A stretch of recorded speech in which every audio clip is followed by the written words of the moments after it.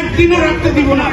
আপনার প্রতিজ্ঞা করুন, যে কোনো মূল্যের বিনিময়ে হোক সেই দীপু দাসের মৃত্যুর বদলা আমরা নিব। ভাই, আমাদের সাংগঠনিক সম্পাদক উত্তম সাহাকে তার মূল্যবান বক্তব্য রাখার জন্য অনুরোধ জানাচ্ছি। দাদা উত্তম সাহা, প্লিজ।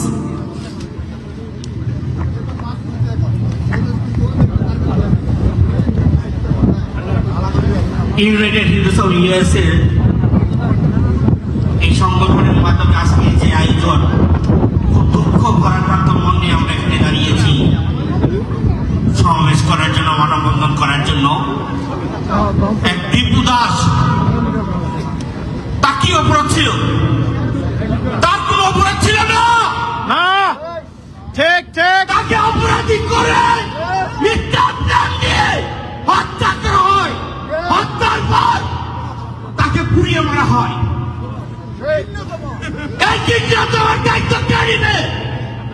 প্রধানমন্ত্রী থেকে উদ্দেশ্য করে বলতে চাই, আপনার লজ্জা নাই? আপনি ক্ষমতায় এখনো বসে আছেন।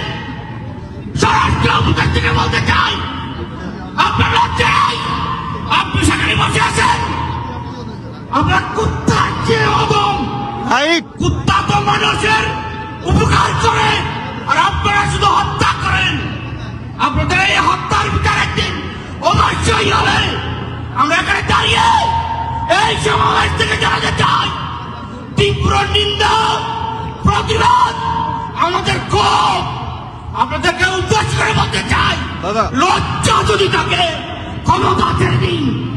লজ্জা যদি থাকে বিপদের বিচার করুন। সবাই শেয়ার করে লজ্জা যদি না থাকে বিশ্বের মতো এইভাবেই নৃত্য করুন। ধন্যবাদ সকলকে। ধন্যবাদ আপনাকেও। আমি চাই